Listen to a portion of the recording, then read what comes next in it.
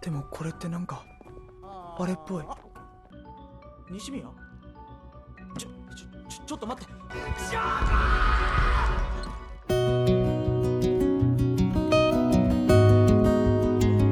Halo Cinephile, apa kabar? Semoga sehat dan bahagia selalu ya. Lagi-lagi alur ini udah kami upload di Movie Rastis 2. Dan karena alasan yang sudah kita jelaskan di video sebelumnya, jadilah kami reupload di sini. Nah, pada kesempatan kali ini, Movie Rastis mau ceritain alur film A Silent Voice. Yaps, anime ini dirilis pada tahun 2016 dan mendapat rating yang cukup besar. Versi IMDb yaitu 8,1 dari 10. Anime yang disutradarai oleh Naoko Yamada ini menceritakan kisah romansa sepasang remaja yang dimana salah satunya memiliki kekurangan dalam hal pendengaran. Seepik apakah filmnya sampai dapat rating begitu besar? Kalau gitu gak banyak basa-basi lagi, langsung aja yuk Movie Rastis ceritain.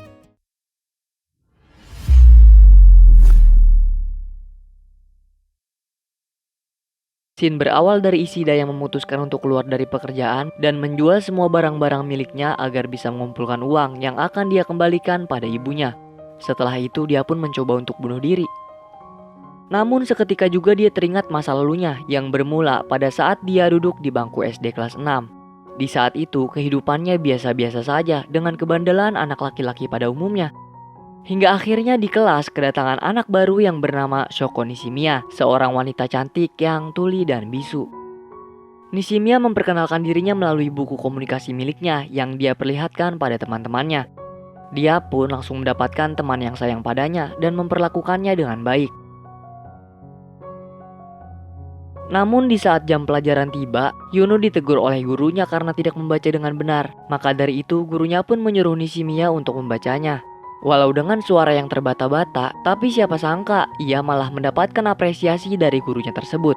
Ishida yang melihat hal itu pun kemudian mengikutinya dan ternyata malah langsung mendapat teguran karena seperti meledek. Nah, karena mendapat keistimewaan dari guru-gurunya, Nishimiya jadi dijauhi oleh Yuno dan teman-temannya. Lalu gak lama kemudian, Ishida datang melempari Nishimiya dengan batu. Tapi di sini Nishimiya langsung menghampirinya dan memberikan bahasa isyarat untuk berteman dengannya. Sontak Ishida yang tidak suka dengan hal itu pun langsung melemparkan pasir padanya. Keesokan harinya, salah satu guru merasa khawatir pada Nishimiya dan memutuskan untuk mengadakan pelajaran tambahan bahasa isyarat agar bisa mempermudah untuk berkomunikasi dengan Nishimiya. Namun seluruh murid menolak dan hanya ada satu murid yang berminat untuk belajar bahasa isyarat tersebut. Dia bernama Sahara. Dan sejak saat itu mereka berdua sahabatan. Hingga akhirnya hal itu tidak berlangsung lama karena tiba-tiba saja Sahara menghilang meninggalkannya. Di pagi harinya, Ishida memanipulasi tulisan yang ada di papan tulis dan ditujukan kepada Nishimiya. Tulisan itu bertuliskan, sebenarnya mah tulisan itu dibikin buat mengejek dan biar Nishimiya kena mental. Tapi yang terjadi, Nishimiya malah mengucapkan terima kasih. Keesokan paginya, Ishida menjahili Nishimiya dengan meneriakkan telinganya. Kemudian Yuno melihat sesuatu yang dipakai oleh Nishimiya. Terus dia pun menghampiri dan meminjam alat tersebut. Namun siapa sangka nih, tiba-tiba saja Yuno melemparkan alat itu kepada Ishida dan membuangnya. Ternyata benda itu adalah alat bantu dengar untuk mempermudah Nishimiya dalam mendengar. Sejak saat itulah dia terus-menerus menjahilinya. Hingga akhirnya Ishida menarik paksa alat tersebut yang menyebabkan pendarahan pada telinganya. Tapi bukannya marah, Nishimiya malah meminta maaf padanya. Aduh, kesian banget ya. Namun Ishida menolak permintaan maafnya dan malah melemparkan buku tersebut ke dalam kolam yang ada di dekatnya. Sesampainya di rumah, ibunya Ishida telah mengetahui apa yang terjadi pada dirinya. Maka dari itu, dia mengajak anaknya bertemu dengan ibunya Nishimiya untuk mengganti rugi alat bantu dengar yang telah dia buang. Setelah itu, ketika Ishida mau menenangkan pikirannya di pinggir sungai, tiba-tiba saja dia bertemu dengan Nishimiya yang sedang memberi makan burung. Pas dia mau menghindar, Ishida malah terpeleset yang akhirnya dirinya diketahui oleh Nishimiya. Keesokan harinya sejak peristiwa itu, Nishimiya tidak masuk sekolah karena ibunya telah melaporkan kejadian ini ke kepala sekolah tentang pembulian yang terjadi pada sang anak. Dan di saat itu juga Ishida dipanggil oleh gurunya yang telah mengetahui dalang dari pembulian tersebut. Gak mau cuma dia yang disalahkan, dia pun membela diri dan membawa teman-temannya ke dalam kasusnya tersebut. Akibatnya dia malah terkena bully balik oleh teman-temannya, hingga dijorokin ke dalam kolam dan tidak sengaja menemukan buku milik Nishimiya. Keesokan harinya, Ishida mendapatkan karmanya karena terus-menerus mengalami pembulian. Hingga tiba saatnya pulang sekolah, Ishida tidak sengaja melihat Nishimiya yang sedang membersihkan meja belajarnya. Tapi karena Ishida nggak suka, salah pahamlah ia.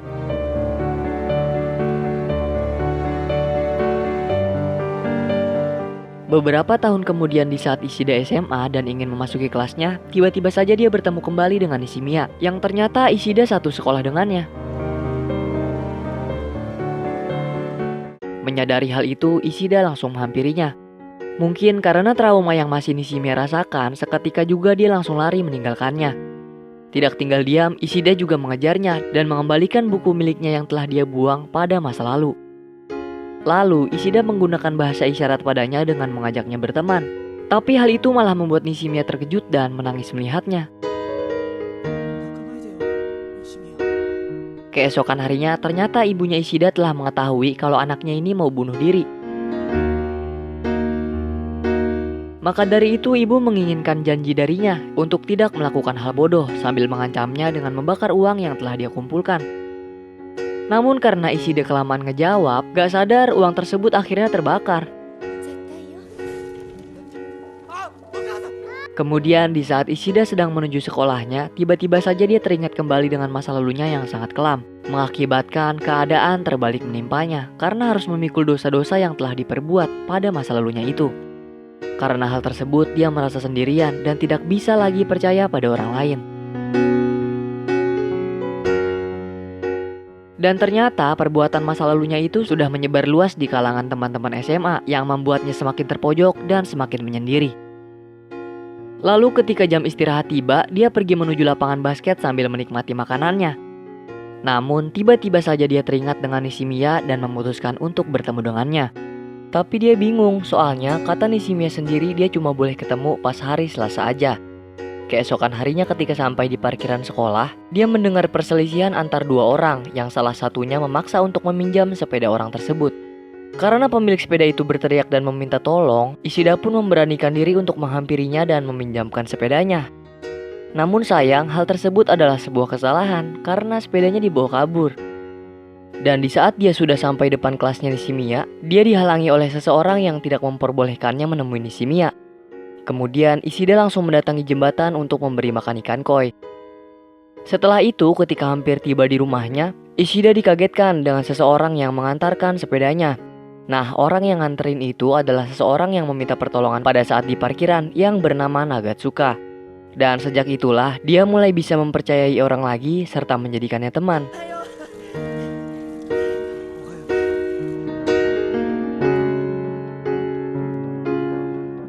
Namun Ishida masih bingung apa arti sesungguhnya dari pertemanan. Lalu Nagatsuka ngasih tahu bahwa pertemanan adalah hal yang melampaui kata-kata dan logika. Keesokan harinya Ishida mencoba untuk mendatangi Nishimiya lagi. Namun sayang, dia harus dihalangi lagi oleh orang yang sama yang mengaku dirinya adalah pacar Nishimiya. Sontak Ishida terkaget dan menjatuhkan rotinya. Tapi gak lama kemudian tiba-tiba saja Nagatsuka datang membuat keributan. Lalu Nishimiya yang melihat hal tersebut pun keluar dan mengejar Ishida. Karena mereka sudah lengah dan kehilangan Ishida dan Nishimiya, mereka memutuskan untuk memantaunya dari jauh menggunakan kamera milik pacarnya Nishimiya. Nah, di sini Ishida menggunakan bahasa isyarat yang mengatakan kalau dia tuh belakangan ini memikirkan arti pertemanan dan berusaha untuk mencari cara agar bisa bertemu dengannya. Setelah itu, ketika Nishimiya melihat buku komunikasinya, dengan tidak sengaja Ishida menyenggol dan menjatuhkan buku tersebut ke dalam kolam. Segera Nishimiya lompat ke kolam disusul dengan Ishida yang langsung terjun mencari buku tersebut. Di malam hari, pacarnya Nishimiya mengupload foto Ishida yang terlihat bodoh dan ternyata hal itu menjadi viral yang membuatnya masuk ke ruang BK untuk mendapat hukuman. Kemudian di saat Ishida menjemput ponakannya, tiba-tiba saja dia melihat pacarnya Nishimiya yang sedang tertidur di dalam permainan. Oleh sebab itu, dia mengajaknya ikut pulang ke rumahnya untuk makan malam bersama. Saat mau tidur, dia teringat dengan Nishimiya yang sedang memarahinya. Lalu dia memutuskan untuk pergi dari rumahnya Ishida sambil hujan-hujanan. Namun gak lama kemudian, Ishida datang membawa payung dan memberikannya sepatu. Sesampainya di rumah, dia ngasih tahu yang sebenarnya bahwa dia bernama Yuzura, seorang perempuan yang merupakan adik dari Nishimiya. Dan setelah ngasih tahu itu, tiba-tiba saja ibunya datang dan langsung menamparnya. Keesokan harinya, Yuzura mendatangi rumahnya Ishida untuk mengembalikan payung miliknya dan mengajak bertemu dengan Nishimiya. Lalu sesampainya di sana, Ishida meminta nomor HP-nya untuk bisa saling bertukar pesan. Nishimiya juga berkata kalau dia pengen banget ketemu sama Sahara. Kemudian, Ishida memberanikan diri untuk menanyakan kabar Sahara melalui Kawai yang merupakan teman SD-nya. Setelah mendapatkan informasi tentangnya, dia pun bergegas pergi menuju Akademi Perempuan Taiyo untuk bertemu Sahara. Tapi karena uangnya kurang, Nagatsuka pun meminjaminya dan tiba-tiba saja Nishimiya datang untuk ikut bersamanya. Sesampainya di stasiun Taiyo, mereka akhirnya bertemu dengan Sahara. Di sana Sahara meminta maaf pada Nishimiya karena tiba-tiba menghilang darinya. Gak lama kemudian di saat Ishida jalan-jalan sendiri pas mereka lagi ngobrol, dia didatangi oleh Yuno yang memberikannya kupon. Keesokan harinya dia dan Nagatsuka langsung mendatangi klub tersebut untuk bertemu dengannya. Namun karena tidak ketemu, mereka pun segera pulang dari tempat tersebut dan membelikan oleh-oleh untuk diberikan ke Nishimiya. Di sisi lain, Nishimiya mendapat kabar buruk dari dokter tentang penggunaan terhadap alat bantu dengar miliknya. Keesokan harinya di saat Ishida akan menyeberangi lampu merah, tiba-tiba saja Yuno datang mengajaknya bermain. Gak lama kemudian Yuno berlari menghampiri Nishimiya mengambil alat bantu dengar miliknya. Namun dengan cepat Ishida datang mencegah Yuno untuk membulinya. Keesokan harinya Nishimiya mengubah gaya rambutnya untuk terlihat beda di depan Ishida. Yang ternyata dia melakukan itu bertujuan untuk mengungkapkan perasaan yang dia miliki padanya. Tapi karena ketidakpekaan dan miskomunikasi, dia menganggap barang yang diberikan olehnya itu hanya sebagai persamaannya dengan bulan. Setelah itu, Nishimiya pulang dengan rasa kesal dan nangis. Keesokan harinya Ishida heran dengan tampilan barunya Kawai, maka dari itu dia pun menghampirinya dan mengenalkan temannya yang bernama Masiba. Akhirnya mereka pun berkumpul dan saling berteman satu sama lain. Di saat Ishida berpikir kalau Nishimiya sudah tidak ingin berteman dengannya, akhirnya dia berencana untuk mengajaknya bermain ke taman hiburan. Namun sesampainya di tempat hiburan, Ishida nampak kaget melihat keberadaan Yuno yang seperti sedang memaksa Nishimiya. Kemudian mereka memutuskan untuk menaiki roller coaster dan permainan lainnya. あれでもこれってなんかあれっぽい。 Dan di saat itulah Ishida merasakan sebuah pertemanan yang sesungguhnya. Hingga akhirnya Yuno mengajaknya untuk membeli takoyaki yang ternyata penjualnya adalah temannya di waktu SD yang bernama Shimada. Terus dia pun flashback tuh kalau pernah dibully sama dia dan merasa kecewa karena telah mempertemukannya. Namun alasan Yuno melakukan itu adalah untuk menyelesaikan masalah yang ada di masa lalunya agar mereka bisa berteman kembali seperti dulu. Setelah mendengar bahwa Ishida sedikit membenci Yuno, ia langsung mengajak Nishimiya menaiki komedi putar. Yuzura yang merasa aneh padanya pun segera memberikan kameranya pada Nishimiya untuk mengetahui apa yang mereka bicarakan. Keesokan harinya, ternyata di video itu Yuno mengatakan hal yang membuatnya sakit hati dan bahkan membuatnya terluka. Ketika tiba di sekolah, Ishida kaget pas tahu kalau Masada sudah mengetahui semuanya yang dia lakukan pada Nishimiya di masa lalu. Sontak Ishida langsung menghampiri Kawai dan menanyakan padanya. Namun karena kebodohan Kawai yang berbicara di depan umum, maka secara nggak langsung orang yang nggak tahu hal tersebut menjadi tahu tentang masa lalunya. Dan di saat itu juga seakan-akan Kawai lah yang paling merasakan sakit dan tertuduh. Lalu tiba-tiba Ishida mual dan segera pergi. Saat Ishida hendak pulang, dengan tidak sengaja dia bertemu Nishimiya, Sahara, dan Yuzura. Namun tanpa dia sadari, ternyata Kawai, Nagatsuka, Masiba, dan Yuno mengikutinya dari belakang. Nah, di sini kedatangan Kawai bermaksud untuk menyalahkan Ishida atas insiden masa lalu Nishimiya. Yuno yang mendengar hal tersebut pun langsung membela Ishida karena sebenarnya di sini Kawai hanya seperti ingin melindungi dirinya sendiri yang tidak ingin disalahkan. Hingga akhirnya Ishida memahami dan menyalahkan diri sendiri sambil mengatakan dengan jujur tentang teman-temannya yang penuh kepalsuan tersebut. Dan akibat dari perkataan Ishida sendiri, mereka semua kecewa dan pergi meninggalkannya. Di saat liburan musim panas tiba, Ishida memanfaatkan liburannya dengan bekerja untuk membeli roti agar bisa menemui Nishimiya. Namun karena tidak berhasil menemui Nishimiya, dia pun memutuskan untuk pulang. Tapi tiba-tiba saja dia melihat keanehan pada Yuzura yang sedang menangis menggunakan seragam baru miliknya. Karena khawatir, dia pun ngikutin kemana dia pergi. Nah, ternyata alasan Yuzura menangis karena telah kehilangan neneknya untuk selama-lamanya. Keesokan harinya, Ishida mengajak Nishimiya untuk pergi bermain agar tidak teringat dengan kematian neneknya.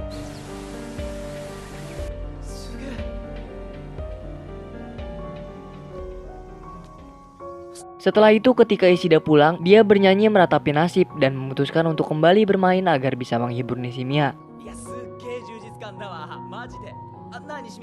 Terus Nishimiya memiliki ide untuk mengajaknya membuat kue ulang tahun ibunya. Dengan rasa takut, Ishida masuk ke rumahnya Nishimiya untuk ikut merayakan ulang tahun ibunya. Setelah itu Yuzuru mengajak Ishida untuk merayakan festival kembang api yang disaksikan oleh teman-teman Nishimiya. Dan gak lama kemudian Nishimiya pergi meninggalkannya.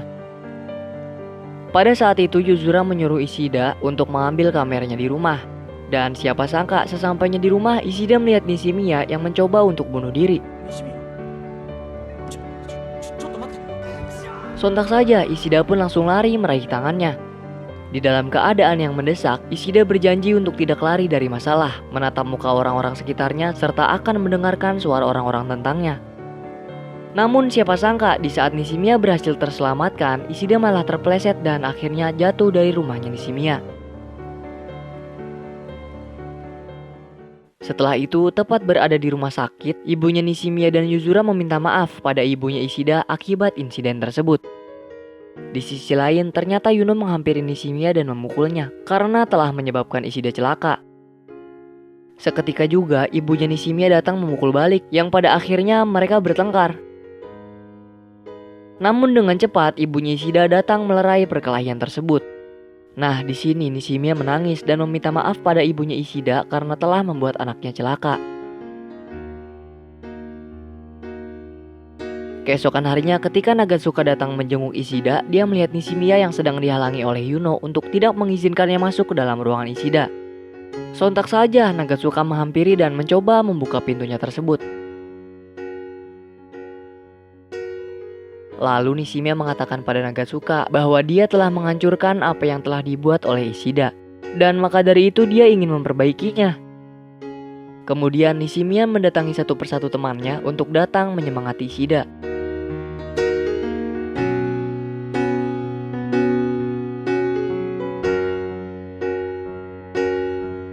Pada malam harinya Nishimiya mengalami mimpi buruk tentang Ishida.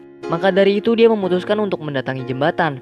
Tapi siapa sangka seketika juga Ishida sadar dari tidur panjangnya dan memutuskan pergi ke jembatan sambil berharap bisa menemui Nishimiya. Hingga akhirnya mereka pun bertemu melepas rindu satu sama lain. Di sana Ishida langsung meminta maaf padanya karena telah memperlakukannya dengan buruk di masa lalu. Nishimiya yang mendengar hal tersebut pun menangis karena telah membuatnya celaka dan memikul semua dosa yang selama ini menghantuinya. Namun di situ juga Ishida meyakinkannya yang secara tidak langsung telah mengungkapkan rasa sayangnya pada Nishimiya. Keesokan harinya sesampainya di rumah, dengan tidak sengaja Ishida melihat Yuno. Nah, di sini Yuno mengatakan padanya bahwa yang telah menyelamatkannya adalah Shimada. Maka dari itu dia pun berterima kasih padanya. Kemudian ketika hendak masuk ke dalam rumahnya, dia bertemu dengan ibunya Nishimiya yang meminta maaf padanya. Lalu dia pun masuk ke kamarnya sambil membawa jeli untuk Yuzura dan mengajarkannya beberapa pelajaran yang nilainya jelek. Di saat liburan sekolah telah usai, Ishida berusaha untuk bisa menatap muka orang-orang yang ada di sekitarnya. Namun hal itu sangat sulit baginya, walaupun sudah diberikan semangat dan keyakinan oleh Nishimiya. Hingga akhirnya Nagatsuka bertemu dengannya dan berusaha meyakinkan. Setelah itu mereka berdua mendatangi kelasnya Ishida untuk bertemu dengan teman-temannya. Dan sejak saat itu Ishida meminta maaf pada semuanya yang sudah dia repotkan. Gak lama kemudian Ishida meminta tolong pada teman-temannya untuk mengelilingi festival budaya bersamanya. Dengan rasa takut yang menghantui, dia memberanikan diri untuk tetap melakukannya. Dan akhirnya, tanpa dia sadari, dia pun menangis karena telah berhasil melakukannya.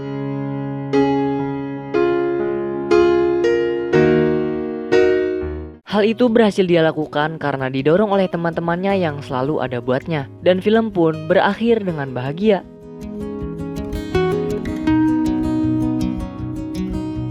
Nah, itulah akhir dari film A Silent Voice. Gimana nih menurut kalian? Seru nggak filmnya? Kalau menurut Movie Rusty sih filmnya bagus banget ya. Apalagi ditambah dengan banyaknya pelajaran hidup yang bisa kita ambil. Dan salah satu yang bisa kita ambil dari film ini adalah untuk bisa menghargai waktu agar hidup menjadi orang yang berguna untuk orang lain. Selain itu juga jangan pernah membuli sesama manusia ya, karena apa yang dirasain belum tentu kita rasain. Emang sih sedikit menyenangkan membuli seseorang, tapi tahu nggak sih akibatnya buat orang tersebut? Pernah mikirin nggak? Dan yang terakhir adalah sesuatu yang mungkin hal sepele tapi bisa menjadi fatal, yaitu permintaan maaf. Movie Rastis memberi skor 9 dari 10 jengkol nih, yang berarti bisa banget buat kamu nikmatin. Kalau kamu ada kritik, saran, atau mau request, bisa banget nih, tinggal komen-komen ya.